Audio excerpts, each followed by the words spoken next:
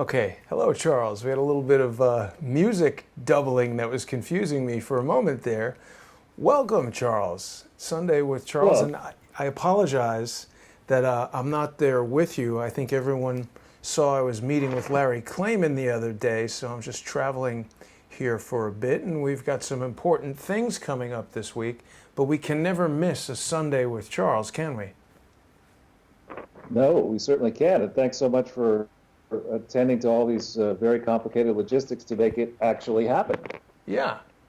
The other thing that's happening, Charles, that's a little disappointing is that we're live streaming today on the 21st Century 3D YouTube channel, which of course is a legacy channel from my previous business, and that really frustrates our progress, which I believe, of course, is the intention of the malicious anonymous strikes that keep happening, because you see that way fewer people get to see the broadcasts when they go out live.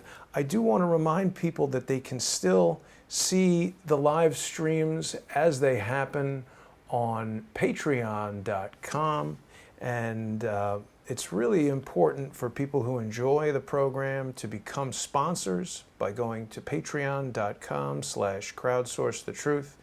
And when you do that, even for as little as $1 a month, all of the live stream videos are there, and you can keep up with everything we're doing on Crowdsource the Truth. So that's what we've been doing to try to protect against some of these attacks, just to diversify the platform. Of course, Charles, you know, we're on VK.com, so our friends in Russia can watch us there, and the audience is growing on VK.com. We're very popular in Russia. And not just in Russia. I think you've got a nice audience on Facebook and Periscope, and we will get back to having a monster audience on YouTube eventually. Oh, that's right. You know, the other thing I wanted to tell you, Charles, is that the initial strike on the original Crowdsource the Truth YouTube channel, there were two strikes, of course. The initial strike disables live streaming, and the second strike shut the channel down from any video uploading at all. What's just occurred, of course, is one of the strikes has expired, and so now I am able to upload to the original Crowdsource the Truth channel, and what I'm doing is I'm restoring all the videos that we've made in the past, however long it was since that strike occurred, and it's a significant number of videos. So I've added a few of them, but our audience of 58,000 on there can see some, and there are a lot of people responding to those videos saying, hey, great to see you again. So perhaps I'll make a video just advising people of exactly what happened, as it were. That could be a new special show. That's right. But of course, people can still find all of the Sunday with Charles episodes in the playlist, and that playlist is on the original channel. We've got Closing In on there. We've got Sunday with Charles, some great shows. I've been meaning to put some of these graphics onto t-shirts and Redbubble, and if people want to stock up on Crowdsource the Truth goods and wares, they can get those at Redbubble. But you've prepared, of course, another fantastic presentation for us today. And before we get into that, I do always like to show your Twitter page. Your Twitter following is exploding as you approach 30,000 Twitter followers, and you are always tweeting out some great information there. People can find you at Charles Ortel on Twitter, and look at all these great followers. You've got General Flynn in there, and so a lot of interesting information on your Twitter page. How's everything going, Charles? Everything's going fine, and you know, I'd like to do a brief shout out to the people at Twitter. I mean, I don't particularly like the partisan filters that are in place on Twitter, but I have to say that comparing Twitter and Facebook, I find that Twitter is an excellent tool to reach out to people and to get the message going. Thank you to my followers for giving me so many interesting comments. Those who get abusive get blocked. It's a very simple policy I have. You don't get 3 strikes with me. And you know, basically, from time to time, I get an abusive idiot. and that person is immediately blocked. But more often than not, I mean, the overwhelming majority of comments and tweets or whatever are very helpful, and some are enormously helpful. There's some diligent people around the world. I won't say the person's name, but there's somebody in South America who's doing tremendous work helping us along, and a lot of people really do send wonderful comments via Twitter. So, they help us. We've got to at least give them a shout out. Absolutely. And I won't go into the articles that you've got on Twitter because I know you've prepared a presentation for us as usual, and I'm sure you'll cover all of these topics in that. And without further ado, why don't we just go right to it? Sure. So, unfortunately in America, we do have this subsection of the country that are grifters, con artists. And, one could argue that it's a very large percentage of the country. When you start thinking about all the many televangelists who've gone down the wrong way in the political class and now the fake news, et cetera, you could make an argument that there's a large percentage of this population are grifters. But when I say grifters, I mean out and out con artists, people who are saying that they're selling you vanilla ice cream when in fact they're selling you coal. And there's an obvious difference. You expected something that was white and sweet tasting, and you got dark coal, but you parted with your money. That's fraud. And in its simplest terms, that's what the Clintons have been doing with their various, in quotes, charities. They go around telling you that what they're doing is enormous good works, and they represent the various government authorities, federal, state, foreign, have look through all these papers, that it is responsibly controlled. They talk about all the enormous sacrifices they're making. They themselves claim to have given money to the charity in size. I think the Family Foundation claims 5 to 10 million or more. They have gone from their mitts into this supposed foundation. Well, the reality is very different. As people who follow what you and I have been doing now since August of 2010, when you follow it carefully, what you see is that this isn't actually a charitable organization at all. And so I'm staying on the title page here of the presentation. Yeah. And what they're doing, what we're going to focus on today, beyond telling you what recently happened that's significant and what will happen that should be significant, we're going to be focusing on a very interesting place. And that is a place where the New York Times was completely conned, willingly or not, we don't know yet, but completely conned in November of 2013. And we're going to go in some depth through that so that you see how badly the Clintons misled the supposed gray lady, the supposed, arbiter of news. The crack team at the New York Times was completely flummoxed on the September 2nd, 2013, and every day since then, the Clintons have illegally attempted to usurp control over a publicly supported organization. This is something you cannot actually do in the United States of America. When you set up something that's supposed to house the presidential records that were created during Bill's 2 presidential terms, you have your private donors give money to create this complex in Little Rock. You then turn these papers over to the National Archives. The National Archives requires, the way the legislation is drafted and the way the law works, the gift had to come from a validly organized and operated foundation, which the Clinton Foundation was not on the date of the grant. And then the Clinton Foundation represented that it would always, through the life of the grant, be a publicly supported organization. Well, when Bill, Hillary, and Chelsea Clinton took control on November 2nd, 2013, of the Clinton Foundation, they broke that forever. You cannot put that genie back in the bottle. You can't put Humpty Dumpty back together, and you can't ask me to stop fracturing metaphors or whatever I was just doing there. What about toothpaste in the tube, Charles? You can't do that either. That a horse has left the barn as well. But so what we're going to do is spend some time exactly exposing a bunch of facts, which of course the Clinton Foundation has tried to hide. You can't find this stuff on their website that easily. And certain things you still cannot find on their website, which they represent to be their principal portal to the world. So we're going to show you that in some depth. If we go to the second page, I can quickly run through that, Jason. That's our standard disclaimer. Mm-hmm. And maybe for people who are following this on 21st century for the first time, or recently, it's important that you dwell on these words a little bit. Our shows, Jason, my work, and the guests that we have on, is work that is performed exposing our references, our source material to you, the viewership, so that you can form your own ideas about whether correct or incorrect, whether we've got misplaced emphasis, whether we're not shading it properly. But we provide access through all of our presentations to the source material.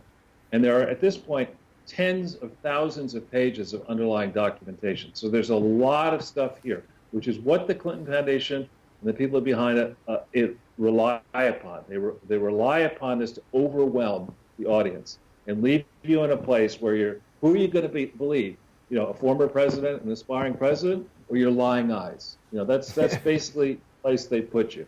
And so we have been structuring these presentations with an eye towards gripping the interest of investigators and prosecutors around the world. And that strategy, I think, is working. It has been taking time. Donald, I checked actually just now, the IRS still has an acting head, and the tax-exempt organizations department still has an acting director. But Donald Trump still does not yet have his people into the IRS. It's unclear whether he has as many people, U.S. attorneys, appointed that are let's just say post-Bush, Clinton, Obama. He has some important ones, we know, in Little Rock, another one in Salt Lake City, another one in Illinois and elsewhere. But it's not clear he has all the people across the line he needs. It's not clear he has all the judges across the line that he needs. But nonetheless, it is clear that from what we see in the public domain, that progress is finally happening.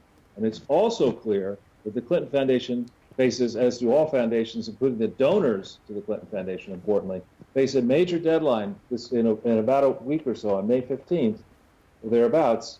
The Clinton Foundation is going to have to file request an extension, and they're going to have to also make filings in many states. And in many cases, the state laws require that if there's a material change, i.e. tax exposure, i.e. you're under FBI investigation, i.e. under state or foreign investigations, you better well tell people about that. Right. So the Clinton Foundation is in a world of hurt right now, in my opinion. I think the wheels of justice are trained on the Clinton Foundation. And until we see an indictment, we're going to continue this process of making sure the prosecutors see what we see. Yeah. And so therefore, we're going to get a little bit more heavy into the detail today. Charles, something that I've observed along the lines of what you're saying is that it seems that the more pressure that is put on these people and the more jeopardy that they're in, and I'm thinking of Andrew McCabe and James Comey, the more brazen they become in their acting like nothing is wrong.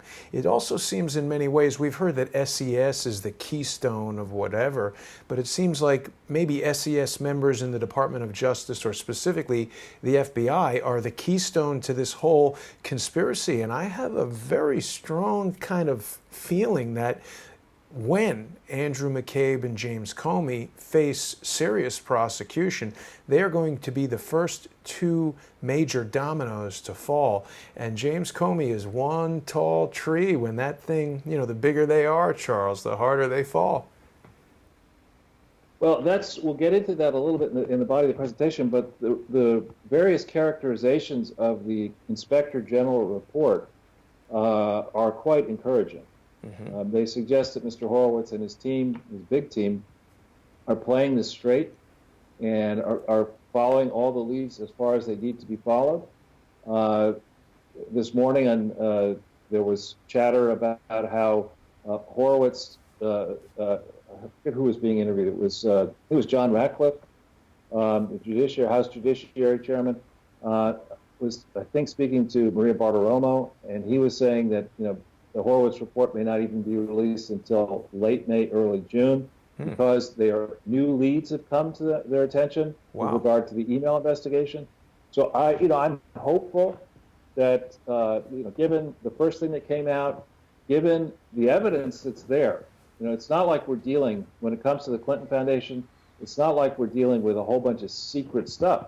I mean, there's a lot of stuff out there in the public domain already that is not explained yet and is obviously constituting unprosecuted charity fraud.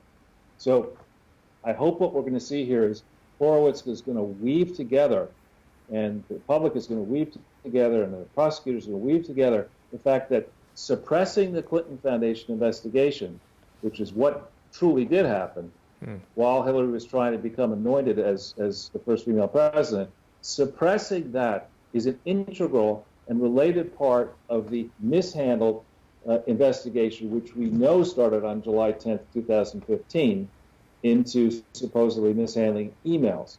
They're not separate issues. They're related. The reason you had a secret server, secret devices, and you held on to all this evidence is because you were using the Clinton Foundation as a key conduit to trade money for power and power for money. And the two are related. And the reason I think, in my opinion, that so many people are not cooperating is because this gigantic conspiracy is a long-standing one. It goes way back. It involves establishment Republicans, establishment Democrats. It involves the IRS, the Department of Justice, the Postal Service, foreign governments, foreign intelligence services, many corporations, investors, and donors. So there are a lot of people who have a lot to lose, and Donald Trump is taking on, the deepest part of the deep state swamp. And so you can expect resistance, and I cut him and his team some slack, because I think we have to, because it is such a gigantic problem that nobody else has been willing to actually take on. Everybody who seems to go through Washington and spend more than a couple, 4 years there ends up in the swamp. Right.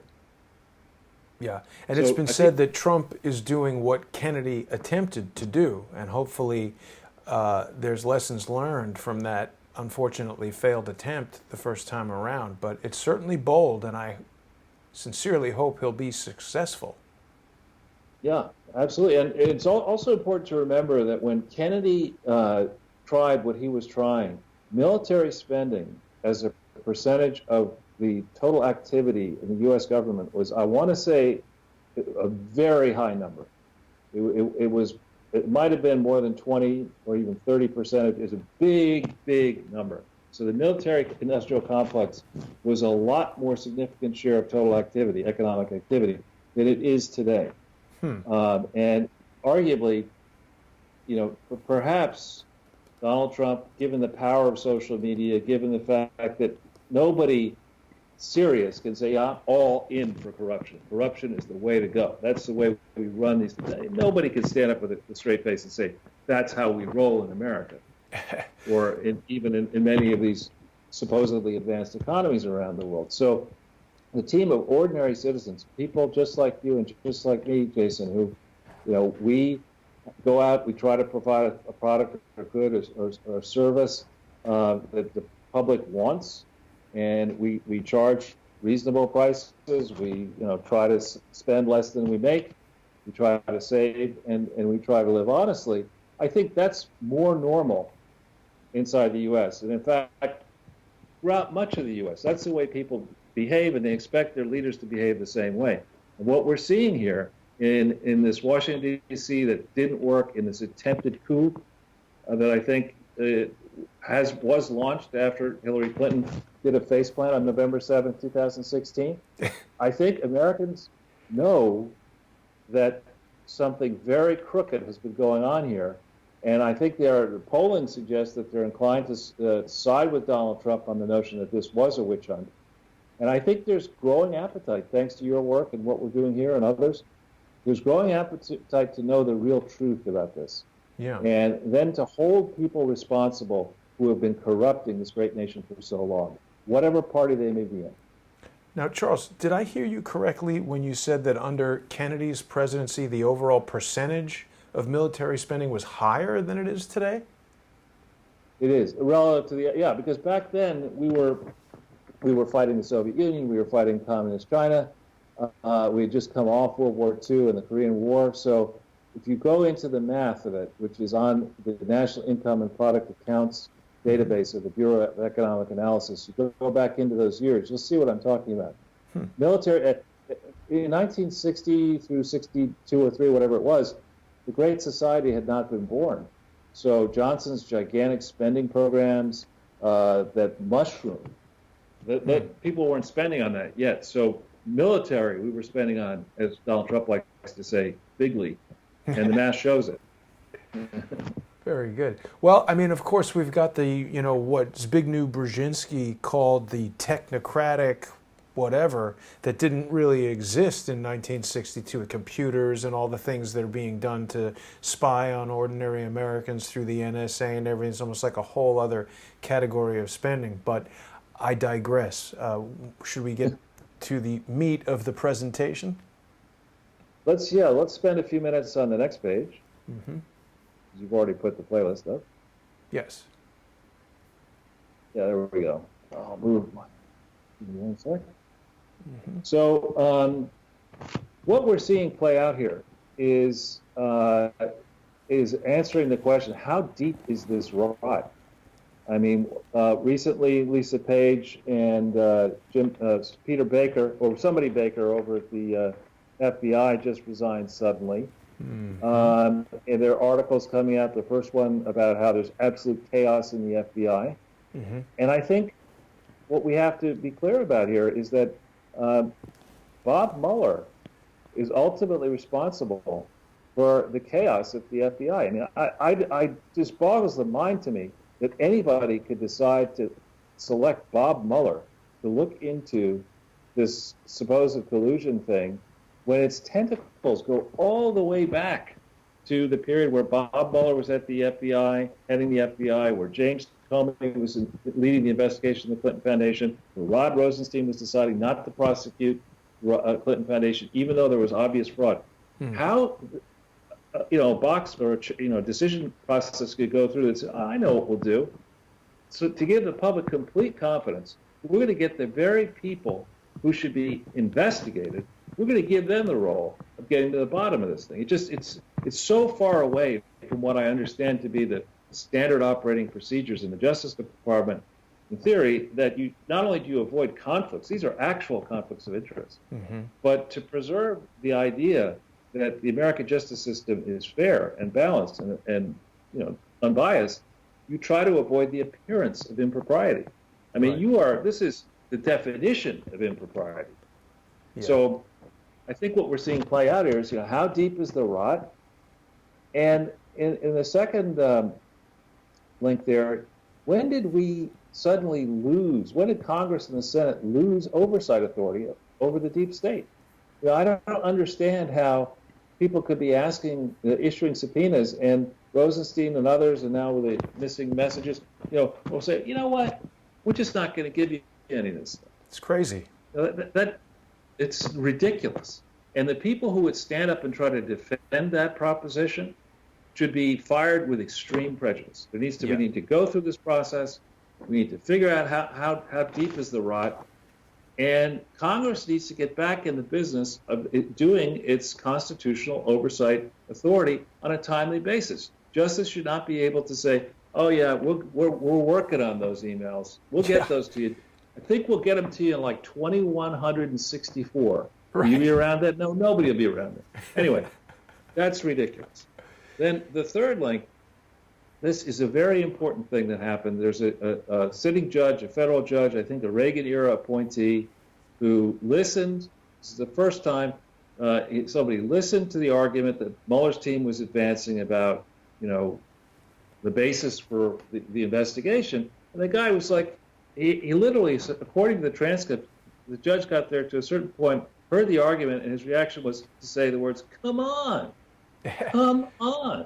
And I mean, that's exactly the attitude I have. I mean, I'm not a lawyer. I say this all the time, but I understand the statute that gives rise to these special counsel prosecution or special counsel investigations. You can't start in our system just investigating Jason Goodman or Charles Ortel or Laura Loomer.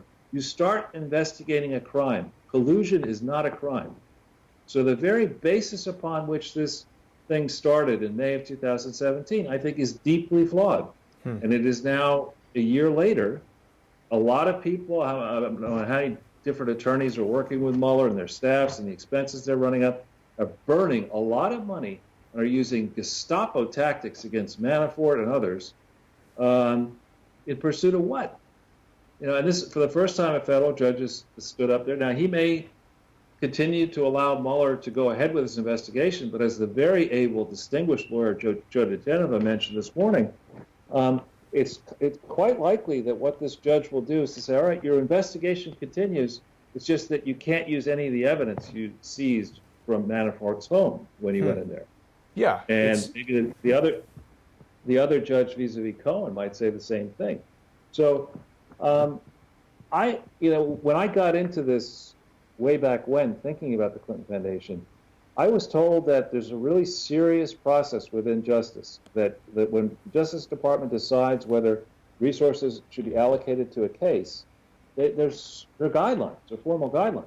It's not like there's abundant, unlimited resources in the Justice Department. There are only so many talented people, there are only so many U.S. attorneys, there are only so many investigators who can help them. And in theory, our Department of Justice tries to take on the cases that are the most significant, where there is a chance of winning, and where by winning there's a chance of sending a message to the public at large. Don't do this. And I don't see that process having applied here in a special Mueller, a decision to appoint special Mueller. Special Mueller. Special Olympics. Special I don't get it. It's the Special Counsel Olympics, Charles. well, we could do a show on that, actually. So the other thing, in the fourth link there, that's all about Mueller's allegations against the troll farm. And another judge said, well, you know what? You want a delay. We don't understand why. You can't have it. You're not getting it. No soup for you. So I think that Mueller is not exactly on his front feet at the moment. And then we get to your friend, U.S. Representative Louis Gohmert's 48-page piece. I did not know when I first was reading it that he's a former chief judge of the state of Texas. So, that's pretty impressive. What he had I think I've got the wrong link there. No, that's the right one. That's the right one. And let's see what Dershowitz. Yeah, it is. Yeah, they reference in that piece, they reference Gohmert. But also I put that one up there linked here just to note that here we have in a real scholar. I mean, Alan Dershowitz, you could dislike his political views, you can embrace his political views, but you have to agree that this is a person who has a truly distinguished legal career and is also a truly distinguished expert on the Constitution, on the criminal process. And so he has been stridently, fairly critical of this whole process. And I think we need to take note of that carefully. It's quite disturbing, Charles, how people who dislike Donald Trump on a personal level or whatever are okay with, bending the process and going outside the law to, I don't even think prosecute is the right word, it's persecute, because we can't just make up things to do to get people who we don't like. Everybody's got to adhere by the same, innocent until proven guilty and all that, busting in these lawyers' doors and busting in everybody's door and taking all their stuff and trying to gin up evidence. It's really terrible.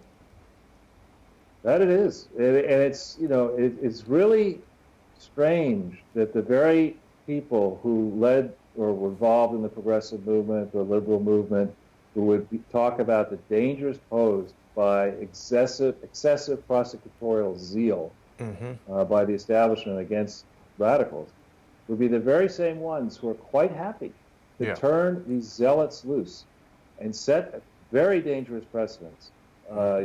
Who's to say that we don't end up with somebody in the wrong end of the political spectrum who says, you know what, I see here what these people are doing. Now let's show them a real trick or two.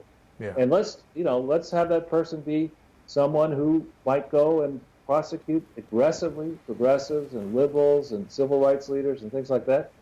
I know we don't want to see that, but the people are commenting. The majority of the people I hear, to the extent I spend much time on listening to mainstream media, they're delusional.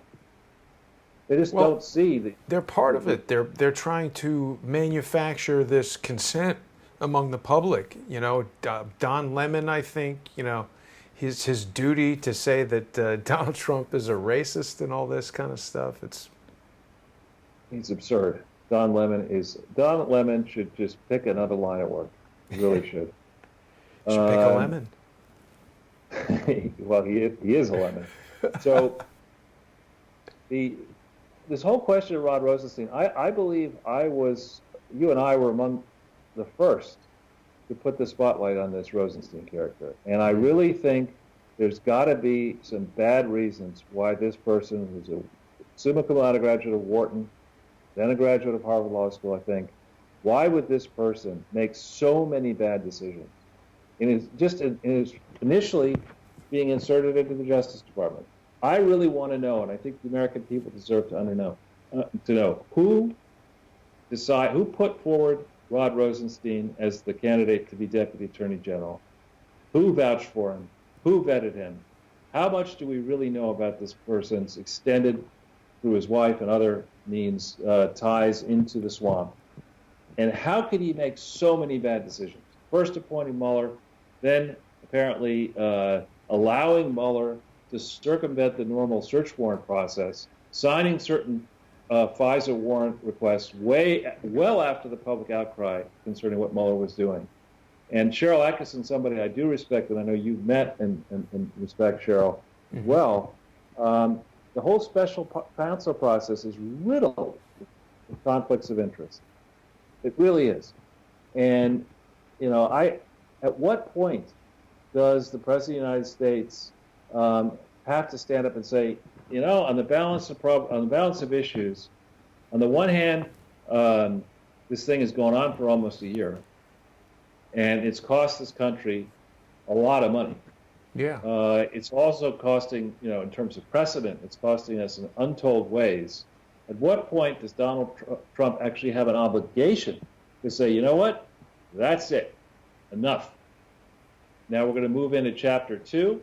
In Chapter 2, we're going to investigate this process. Well, I think obviously, Charles, they've put it together in such a way that Trump doing that would appear to many people to be an overreaching thing where he's shutting down the investigation into himself. Although I don't agree with that. I think that's how they've set it up. Well, so far, if you think about it, there's a hopeful way of thinking about the media bias. And the hopeful way is Donald Trump and Melania Trump and the larger Trump orbit have been subjected to the most hostile and withering assessment of all of their actions, literally since the day that, or the moment that it was announced that he had won, early in the morning following Election Day on that Wednesday. Or before. But I'm saying the reason that it wasn't as bad, I would argue, post-election as it has been, pre-election as it has been post-election. They honestly expected this nuisance to go away. They thought they'd rigged the election, and Donald Trump would get back to building office parks again, maybe do the Celebrity Apprentice 3 or something, whatever it would be.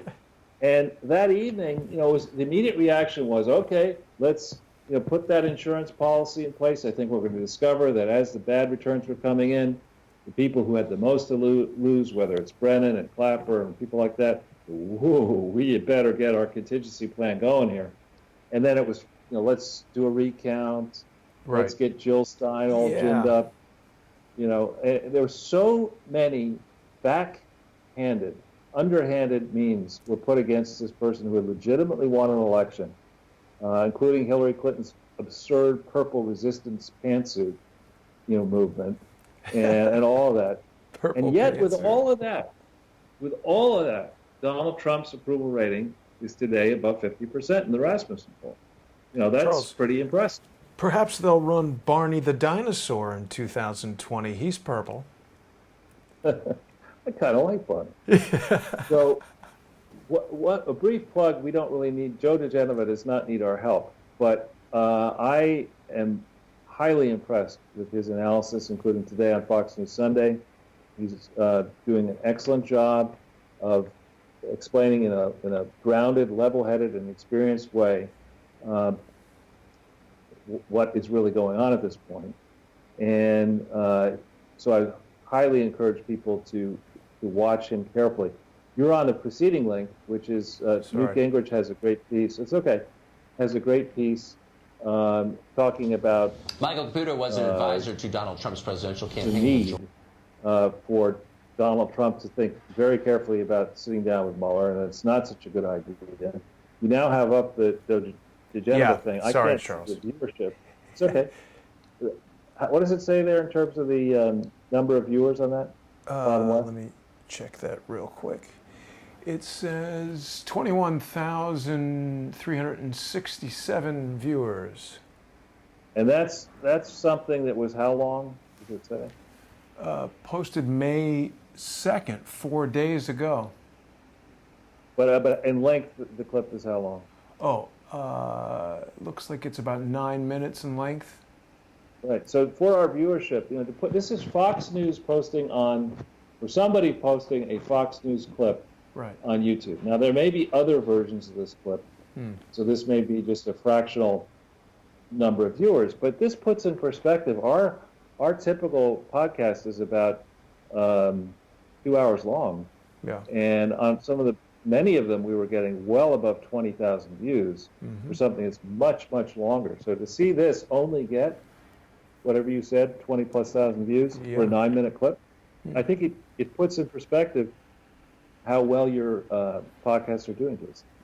Well, yeah, thank you, Charles, for pointing that out. And I think it also clarifies the desire of those that keep striking the various channels to shut it down and stifle the reach. It's always seems to be happening at the moment where some pivotal piece of information. We did that great video with Fabien Chalandon, which revealed all the stuff with Unitaid, and then shortly after that, Nicolas Sarkozy was arrested, and that video was, thumbs down strike of 1,100 thumbs down, and then the channel gets strikes, so we can't live stream. There's a very clear effort afoot to suppress the ability to put out this information. It's not in line with the narrative that whoever is striking the channels wants people to hear. It's funny, as you said that, another show idea came to me. You used the word stifle. And so immediately I think of Archie Bunker. Stifle, Edith, stifle. Which then got my mind to say, we got to do a show, all in the Grifter family. That's simple. That's good. That is good. So, sorry, did we get to cover this Newt Gingrich article enough? Yes, we did. We can move to the next page. Great. So I don't know what that is. We want we want the next page of the slides. Sorry, next page of the slides. Got it. That was some PDF that was in here. Right, I'll explain what that is. So the next page. Yeah, all right. This is very, very important. Okay, so we're back now in 2013. And this is as Bill, Hillary, and Chelsea Clinton are getting ready to steal the Clinton Foundation or to corrupt the Clinton Foundation. So news emerged. This would ordinarily be a gigantic story by any responsible journalist. On the 9th of May, 2013, we learned, in the thing that you had put up there, and we don't need to bring it back up, but we provide a link to the actual settlement agreement with the crooked Indian drug maker Ranbaxy. A settlement that had taken about, I would say, from the news of first problems, not to when our government got involved, it had taken 9 years. It started in 2004, August. They don't ultimately reach a settlement until the 9th of May, 2013. And this crooked drug company agrees all in to pay about $500 million, which is a lot of money anywhere. But in India is a tremendous amount of money. This is U.S. currency, not Indian rupees. So This is at that time the Indian rupee is not wholly convertible to U.S. dollars. What does that mean? So this is well, when you go into Switzerland or in America, when you travel, our currency is freely convertible into other currencies. In India, they ration the amount. They make it harder for you to convert if you have rupees that you made, selling drugs to an Indian customer, and you now want to use those rupees to buy Swiss francs. The Indian government says, not so fast, Buster. We got problems. We can't have you competing with us, trying to sell rupees.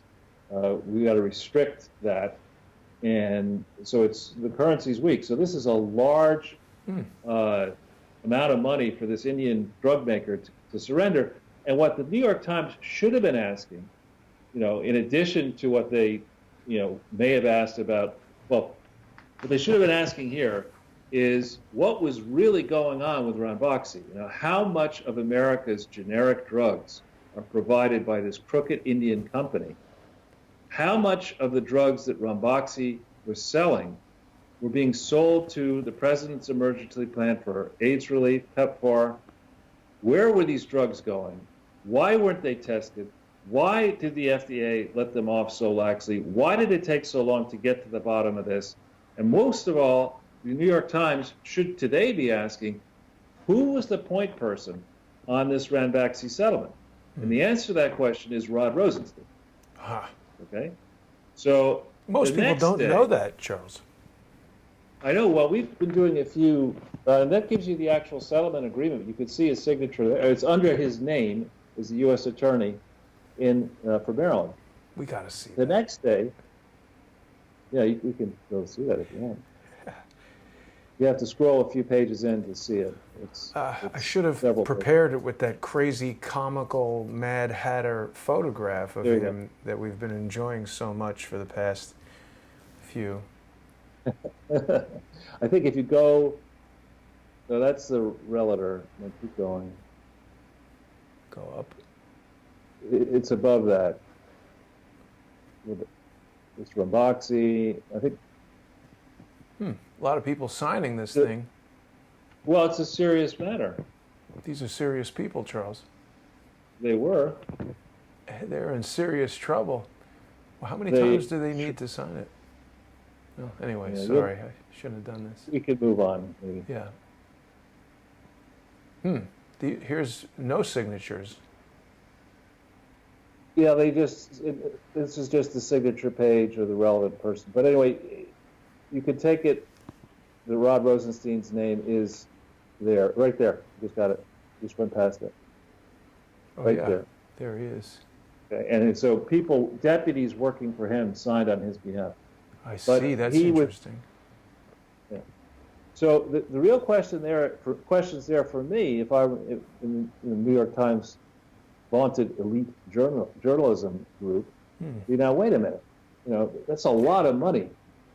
And what was really happening? What was Ranbaxy doing? How many Ranbaxy drugs were being provided to what parties around the world for what purpose? And are we sure that we caught them? And why?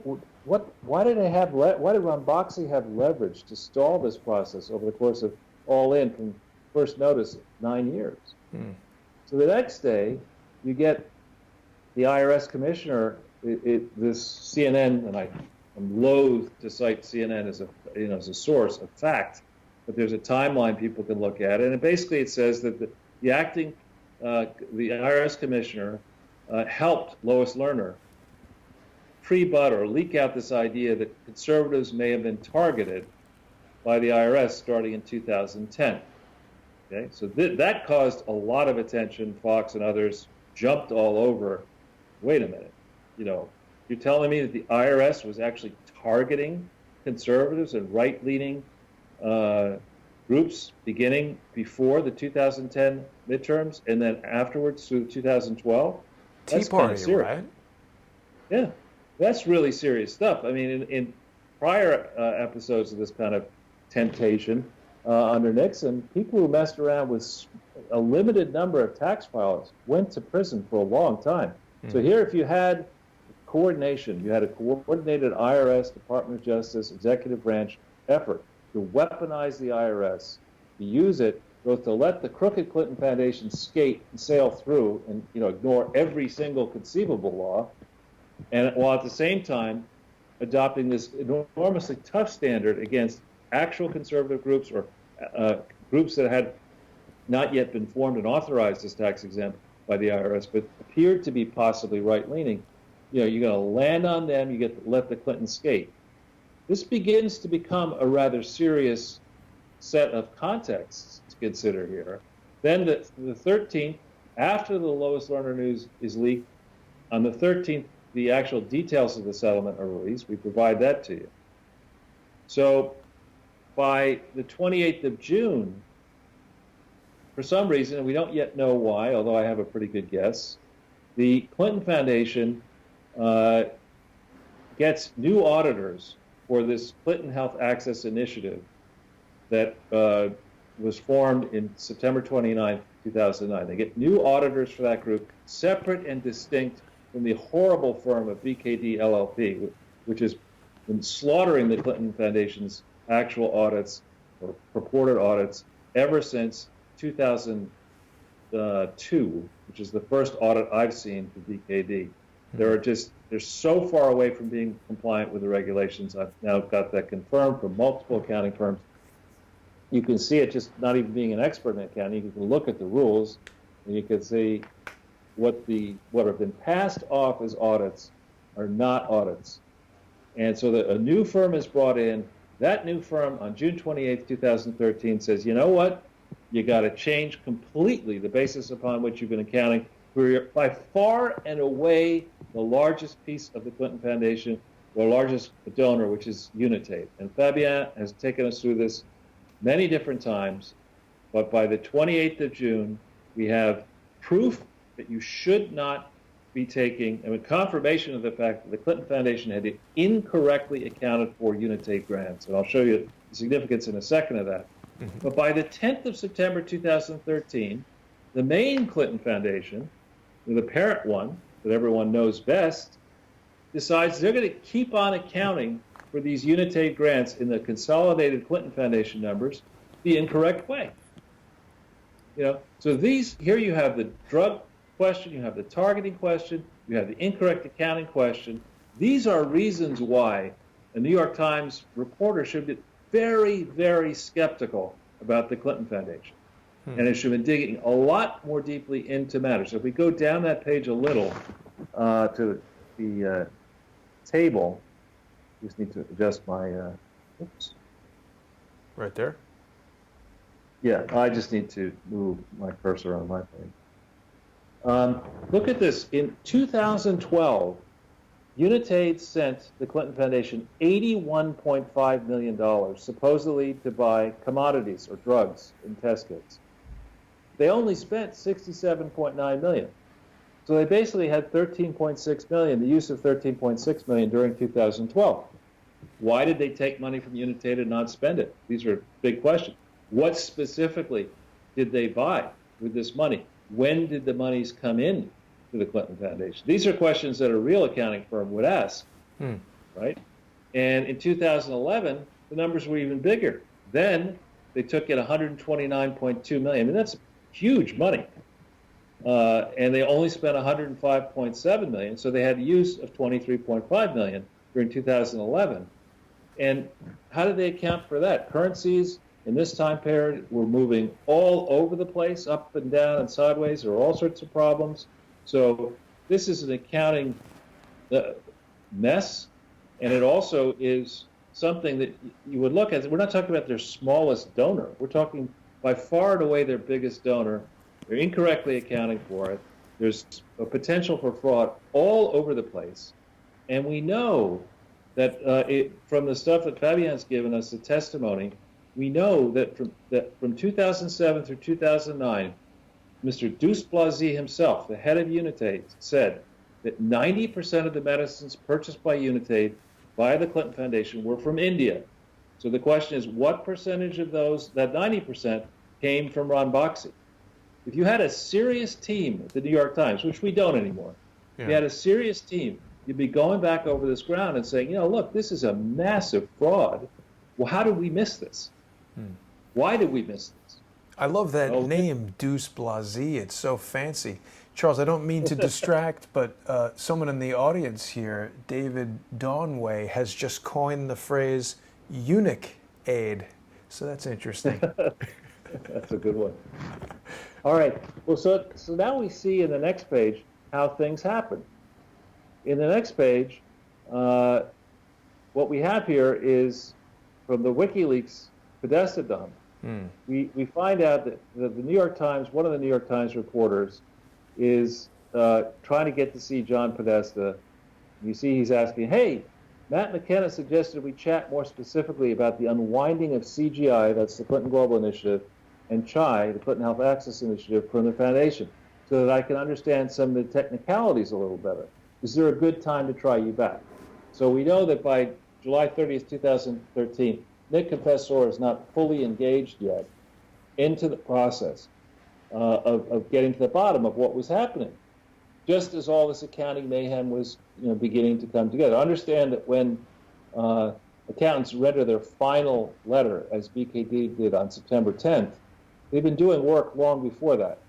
So there should have been people really nervous about what was going on. So instead, what happens? Bill and Chelsea, at considerable expense, get on a slew of chartered jets and fly over to Africa, as they always do in August, apparently. And there's a big, hullabaloo as they go country to country and see starving waif A over here and healthy waif B over here. And it's all their improvement in health is all due to the Clinton Foundation. But there's no real assessment of, is the Clinton Foundation in compliance with the laws of each African country, each donor nation, each American state? None of that. You're just flying around Africa on safari, hearing these speeches. Why go in August? It seems like it must be hot in August.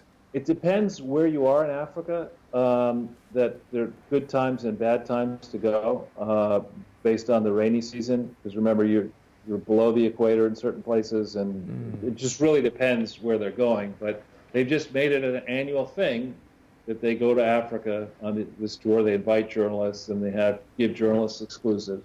So by August 13th, 2013, this article comes out by Nick and Amy Chozick, the lady who wrote the book recently. And I'm not going to read these words, but Bill Clinton was extremely upset. He pens a vigorous riposte to this, but here they're talking about conflicts of interest, multi-million-dollar deficits for several years, even though large sums of money flew in. They're talking in the second paragraph about how suddenly Hillary Clinton and her staff are going to move into this new office of the Clinton Foundation. By what right does Hillary Clinton get to have her staff paid for by the Clinton Foundation? I mean, there's no basis for that. You don't, because you set up a foundation, that doesn't give you the right to just put your political expenses. Was she still Secretary of State at that time? No, she left February 1st, 2013. Okay. So this is in this period where she was play acting, that she didn't really know what she was going to do next, and somebody was ghostwriting her book for her, and that she needed a place to park. And I could believe that she doesn't know what she's going to do next. Yeah, right. She was determined to be the next method. president. Right. And so these are warning signs. Conflict, gigantic bad accounting. You don't run a deficit in a foundation. You watch your expenses very carefully. You know what your grants are going to be, and you're by nature, if you're a trustee of a charity, you're conservative. You're careful. Obviously, these people weren't. Then they get involved, letting her political team be paid, portions of it paid for by the Clinton Foundation, right? And then I love this thing that these efforts highlighted just how difficult it can be to disentangle the Clintons' charity work from Mr. Clinton's money-making ventures and Mrs. Clinton's political future. Another way to read that is, this is prima facie evidence of fraud. You're not allowed to combine money-making and charitable, and you're certainly not allowed to have a publicly supported entity do anything that is partisan. Right. And then when describing the many people they spoke to, nearly all of them declined to speak for attribution, citing their unwillingness to alienate the Clinton family, which is another way of saying citing their unwillingness to become Vince Foster. I mean, this stuff right here, by August 13th, 2013, the New York Times and its leadership, if they have an ombudsman or anybody to look at this, they've got to go back over this ground and say, why did you miss the obvious fraud back then? Why did you miss it? If you go to the next page, by the 2nd of November 2013, and we have provided this information to the crowd before, so there isn't a link up of it. I just took key sections. This is what the Clinton people did on the 2nd of November 2013. Now, they hid this from most of the states. Somehow Georgia got wind of it in 2013. Other states got wind of it in 2015, 16, and 17. But instead of immediately disclosing this incredibly defective and illegal set of acts, they hid it. They set up this scenario where there would be two classes of directors, Class A and Class B. And the Clintons were named as Class A, and the remaining were Class B. In the old way of doing things, all directors served for a year, were renewed after a year. In this method, the Class A directors basically serve for life, till their resignation, removal, or death. Okay? Class B directors serve for 3 years. Right? So the Class A directors, they mention here, directors shall owe to the corporation duties of loyalty and care. Actually, under Arkansas law, you owe duties of loyalty, care, and obedience to all law. But they somehow thought that they could draft these bylaws and not put that in there. Then they make it, I won't get deeply into the weeds here, but in Article 2, Section 16, basically, though the Clintons comprise a small percentage of the total number of directors, A and B combined, nothing happens. Nothing is a valid act unless a majority of the Class A directors approve it, meaning the Clintons have ironclad control of the foundation at board meetings. And then there's an executive committee. And guess who they are? The Clintons. And the Clintons have the right to operate the Clinton Foundation in between board meetings. There are not many board meetings at the Clinton Foundation. So this means that fundamentally at all times, the Clinton family has ironclad control of the Clinton Foundation. This is a highly material, change. I would argue, not being a lawyer, that it is an illegal change, not valid under Arkansas law or other laws, and it defies the explicit, of course, hidden requirements in the agreement with the National Archives struck on the 18th of November 2004. So of course they try to hide this. But you did just come up with the title for her next book, Charles. Nothing happens. Nothing happens unless I say it happens. Right. Yeah. But so the real question for the lawyers and the prosecutors and the investigators is, okay, how did you effectuate this change? At what board meeting, when was the board meeting, and what really happened? Show us evidence that a board meeting was held, that there was a quorum, the required number of people were there. There were 3 directors on November 1st, 2013. Chelsea Clinton, Terry McAuliffe, and Bruce Lindsay. How did those three directors have the gumption to destroy the Clinton Foundation legally the way they did? What deliberation was there? What lawyers were involved? How long did the meeting last? What outside counsel was brought in to help which parties? Did anyone object to this change? Or did the Clinton family just ramrod this through? Now, bear in mind, at that time frame, there were only 3 directors. Okay, Chelsea Clinton, by rights, should not, for her sake, she better hope she didn't vote in favor of this, because she should not have been allowed to vote, because she has an obvious conflict of interest, right? What's the obvious conflict for Chelsea? The obvious conflict for Chelsea is that as a normal director, she was one of 3 directors with no superpower. But by voting to concentrate the power to run the affairs of this large foundation in the hands of her mother, father, and herself, that is a blatant conflict of interest. She's better off in theory, right? You can't do that. So by the rules of the game, she shouldn't have voted. So the first question is, did she vote? Okay. If she did not vote, that leaves you only 2 directors. Now, technically, maybe these 2 directors could both vote in favor of it, right?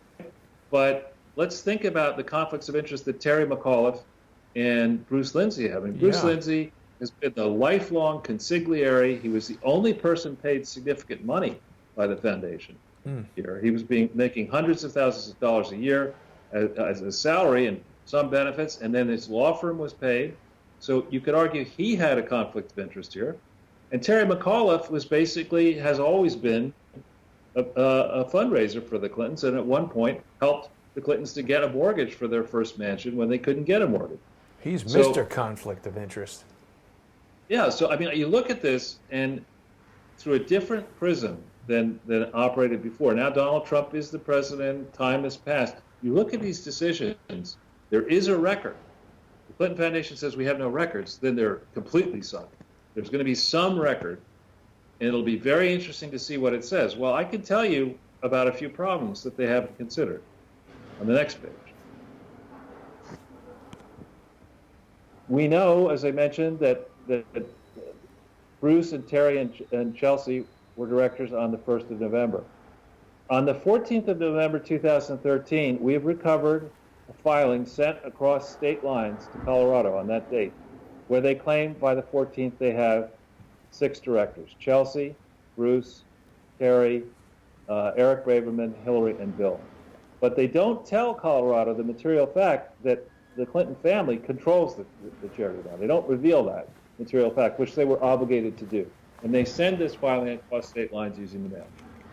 On the 15th of November 2013, they fill in their 990, their report to the IRS, which is also then sent across the country and around the world. There they claim, 2 weeks after concentrating the power into Hillary, Bill, and Chelsea, they claim, no, we only have 3 directors. And those are Bruce, Chelsea, and Terry. Blatant lie. And that filing is sent across state lines. These are sworn filings under penalties of perjury. This IRS filing is sent across state lines from Arkansas or New York into most likely Ogden, Utah. And this is a material omission that you do not provide the actual adjusted bylaws, which are, I think, real lawyers will tell us, will confirm that they're just abomination, to pick a phrase. There are other states are sent this filing as well, but by the 21st of November 2013, the largest piece of the Clinton Foundation amends its historical reports for 2010 and 2011 and provides an amended report for 2012, correctly accounting in the tax filings for the fact that just for those 3 years, 10, 11, and 12, the sums that the Clinton Foundation received for Unitaid were agency transactions, not principal transactions, the effect of which is to dramatically shrink the size of the reported program, the crucial program service activities of the biggest piece of the Clinton Foundation, and therefore for the whole Clinton Foundation, had they done that right, which they didn't, of course, do right. Then, on the 22nd of November, they send a filing to North Carolina and one to Pennsylvania, where now they're down to 5 directors. Terry McAuliffe is not a director in these 2 filings. So which is it? Is it 3? Is it 5? Is it 6? Is there a Class A, Class B? These are highly material facts. And the smartest, switching it all the time, huh? Right. And none of these filings in this time frame get into any of the illegal private gains that the Clinton family got. For example, from Laureate from 2010, starting in May of 2010, all the speeches, any other investment deals. None of these are disclosed. And you can't do it, the way the Clintons are fond of doing it. You send in a 200-page document that puts in footnotes parts of the answers some places. You're supposed to make full and fair disclosure of just exactly how much was the Clinton family benefit in terms of reimbursed expenses for over-the-top private jet travel for Chelsea Clinton,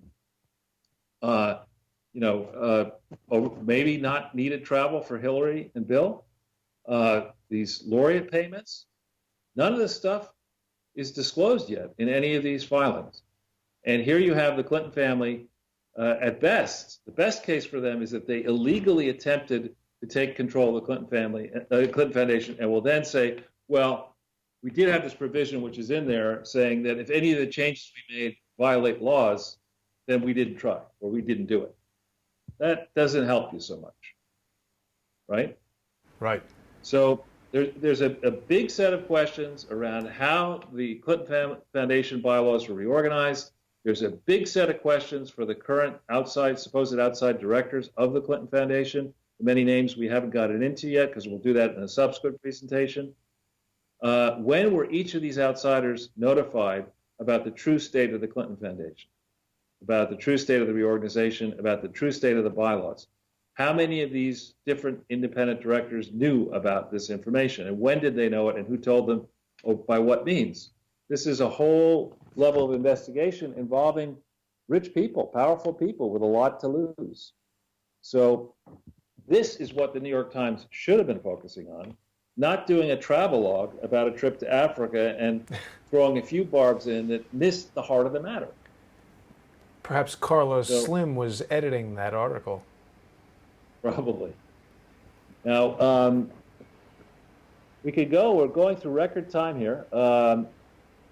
What's going on here is, it would seem, that many people are becoming aware of their potential criminal liability, actual criminal liability, and they're starting to work hard on defense and survival strategies. That's why Lisa Page and this Baker fellow, I think, suddenly jumped ship, in my opinion. You mean people who are sort of co-conspirators are becoming aware of their own liability?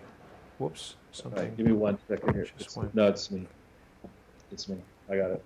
That's okay. I don't know what happened there. You there? I'm here, yep. Can you see me? I do, but you're sideways. Okay, let me just see what happened. What happened there is... That's fine, we can carry on like that.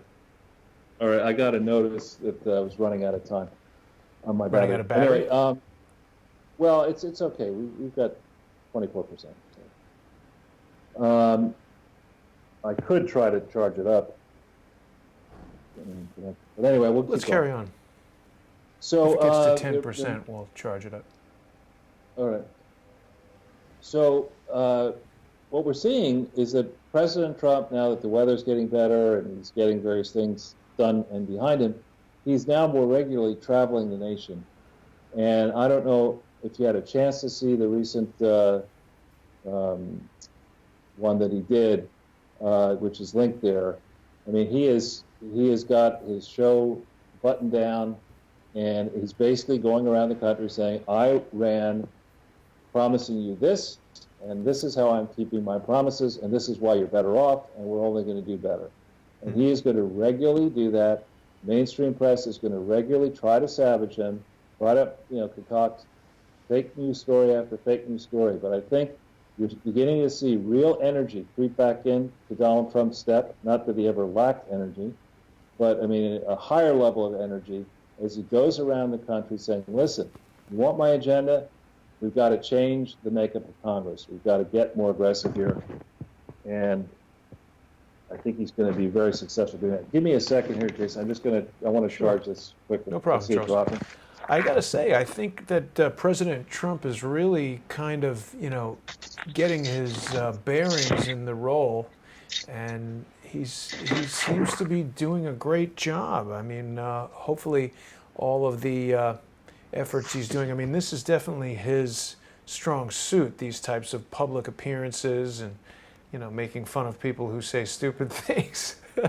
Right. So what I would say here, the one caution I would have for him is on the question of jobs and incomes. We get these job reports and we see wages are not going up as much as we want. We see new hirings, but we don't see on pre-tax incomes, we don't see pre-tax wages climbing. And part of that could be that the degree to which machines and technology and software can replace an ever larger slice of the economy is a major league headwind for a country like the United States, where our workers are so highly paid on world scale. So that's one cautionary note here. I hope that many more jobs come back from abroad than are lost by these advances in technology, but it's not all roses here. There's some daunting technological headwinds that we need to understand better. So I did notice overnight that there's a story out that Donald Trump's reaching out to people who are so helpful to him on the first victory, Steve Bannon being one of those people. Interesting. And that is interesting. Of course, this week, a major question is going to be, what will President Trump do about the Iran deal? And I certainly hope he scraps it. He consigns it to the dustbin of history. And we then we investigate and figure out who profited from that deal and how did they profit, and was any of that profiting illegal? Because it would not surprise me that people around the swamp were paid off to get that deal across the line. So that's something I want to know. I am not particularly worried about Iran as a military threat to the United States, but I think the people of Iran are not happy with the malacracy and the corruption over there. But I think there is an opportunity to really change things around in Iran for the better of the Iranian people. And I hope Donald Trump seizes on scrapping this deal as an important way forward. Charles, we saw. I was texting with Robin Gritz yesterday, and she was telling me that she feels part of the reason she was kind of pushed out was because of her work on the Robert Levin case and how it was somehow impeding this Iran deal, and that Andrew McCabe was running interference and sort of wanted to get her the hell out of there. Wouldn't shock me. And so we have our friend Hector, who has been telling us about a situation in the United Arab Emirates. That's where a princess in the royal family may have been either trying to flee the country or whatever. We're now seeing BBC reporting on it. And I bring it up just to state that anytime you have vast sums of money in a monarchy, you have the potential for corruption. And I think we could see destabilization in the United Arab Emirates and maybe Qatar and other places as everything starts playing out now with vigor across the Middle East. And I apologize to Hector, Charles, because he's been contacting me and wanting to come on and do a story about this, and we will do that as soon as possible. Great. So you, Jason, were very correct to point out this whole wishy-washy explanation about what was going on with the Skripal incident in the UK, and then also with the reports of Navy gassing in Syria. I think that Theresa May and the UK and the world have a major league problem with what's going on with the security apparatus inside the UK. I think the same sorts of problems that we see playing out in our FBI and our security services. There are similar problems in the UK, and we need to root out and get to the bottom of why do so many problems touching Russia now have a hand in the UK and still must stay in other ways. So as far as some good news, we do see that investigators and prosecutors are taking a lot more time and energy to go after small charity frauds. We have we talked about it before, Corinne Brown and Steve Stockman. Now there's, I believe, a similar set of issues around a charity in, is it in Missouri? I think it's Missouri, with the embattled governor there. We're starting to see that U.S. attorneys, the IRS, and other parties can really make an issue of small charity frauds. So the big question is, why? What is it going to take What? Sorry? Look at this. They've got Shaggy. It wasn't me. Oh, you put it there. It's a PolyZ article. That makes sense. Sorry, Charles.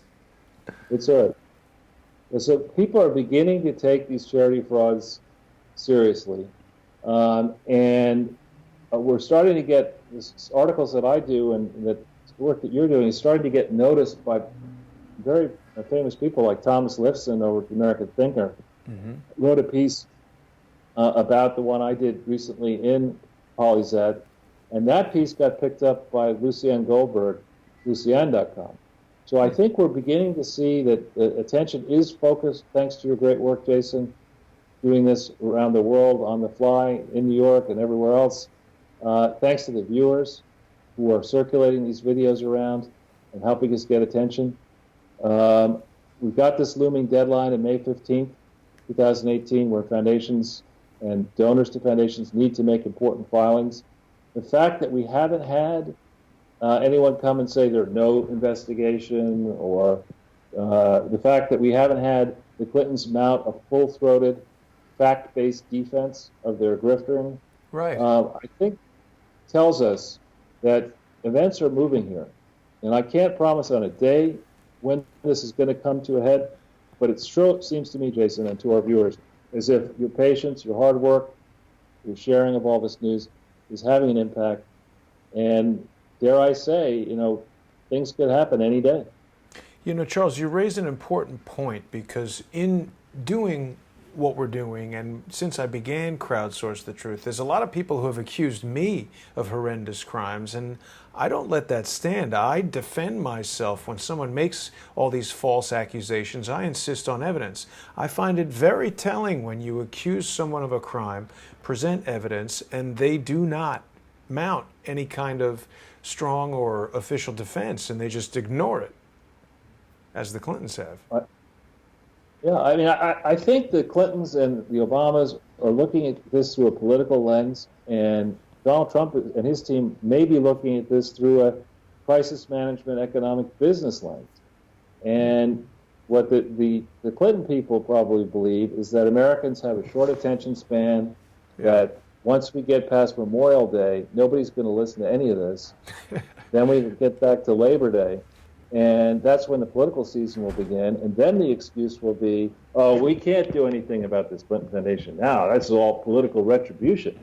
Right. So they're just hoping they can run the clock out, get us past Memorial Day, get us past May 15th without any indictments. And then they'll be able to use their oracles in the press, the corrupt oracles in the press, as the convenient lapdogs that they have been for the Clintons and the Obamas. And they'll manufacture all sorts of crises and problems, et cetera, and the blue wave will overwhelm Team Trump. That's their theory. Right. I don't think the facts are working for them. Well, I agree. I think that it's taking time, but this is, years and decades of corruption that can't be drained quite so quickly. So hopefully, as you say, any day. I really do think that particularly Andrew McCabe and James Comey are dangerously close to some kind of indictment or prosecution or something like that. What do you think?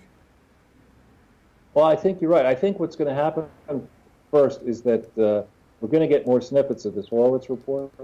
Yeah. And people are going to learn of its contents, and those are going to start to leak out, and the report itself may come out. Plus, I would note that we found last week that the FBI is issuing more and more additions to the FBI vault records. Right. So there are lots of ways that we can get more information out. People who aren't being interviewed. Okay, I think we may be back live. I'm having a problem reaching Charles. I apologize, everyone. A little technical snafu. Hotel internet is always a trick. Am I live? Are you guys hearing me? Let's see here if we are still live. Maybe no. I don't know. Are we back?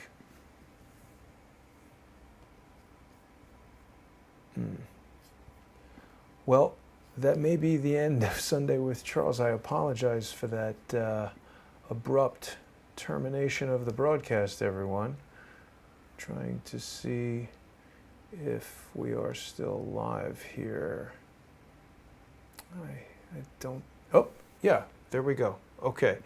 I'm not able to get Charles back, unfortunately. I think something, I don't know what happened, as it were. But just to briefly go over some of the last things we had planned to discuss, there's just a couple of late-breaking things that we were going to get into, and there was this article here on Zero Hedge. I don't think I'll be able to get Charles back, unfortunately, but we were talking about why the Justice Department is defiant, and here we see our buddy Rod Rosenstein, and this feud has simmered for months between Congress and the Justice Department, and it's a cage match because the House is honing in on the goods, and that seems to make a lot of sense as people are the jeopardy is increasing on these individuals who are certain to be prosecuted. They become more and more desperate and have a need to take more extreme measures to defend their incredibly poor positions in this situation. We also wanted to talk about Devin Nunes wanting to hold Jeff Sessions in contempt of Congress. Devin Nunes certainly making a name for himself as all of this stuff comes down here. Nunes has been doing a great job, in my view. And those are really the last two articles. It's good that Charles got through most of his material before we lost him there. Let's try one more time and see if we can get Charles back on the line. The other thing I wanted to bring to people's attention is that you can avoid the confusion in trying to find Crowdsource the Truth in our various YouTube incarnations where we broadcast by becoming a sponsor on Patreon.com. Patreon, of course, is now being fed by Vimeo, so I'm not logged in here right now, but when you do become a sponsor, even for as little as $1 a month, it helps Crowdsource the Truth carry on, and it will give you access to these live streams that are not tied to YouTube. So as the ongoing efforts of the individuals who keep striking the YouTube channel continue, you will be impervious to those issues. I also want to remind people that redbubble.com is the place to go to order all of your Crowdsource the Truth t-shirts and mugs and everything like that. You can get your time hacking in with your Hack to the Future mug. Of course, a lot of the artwork from some of the past episodes of Sunday with Charles is available on these various t-shirts, and any particular item is available. Charles says he can't get it to accept the call. Let's see, try calling me. Technical problems, everybody, but we're working through it. Any of the designs can be applied to a wide variety of items, everything from coffee mugs to t-shirts to cell phone cases, and we've got this great Andrew McCabe, Go Fund Yourself was the name of this episode, and of course we see Andrew McCabe barreling over Robin Gritz. The original Crowdsource the Truth YouTube channel is now back online, and live streams are not yet available, but of course people can watch some of the videos that were created in between the time that channel was shut down and right now. I don't know that we're going to be able to get Charles back. That doesn't seem to be working at the moment. Yeah, I don't know. Well, okay, let's call it a day for Sunday with Charles. I want to thank everyone for watching. I want to thank Charles. I apologize for that little technical glitch. and I'll see everyone tomorrow. Thank you very much.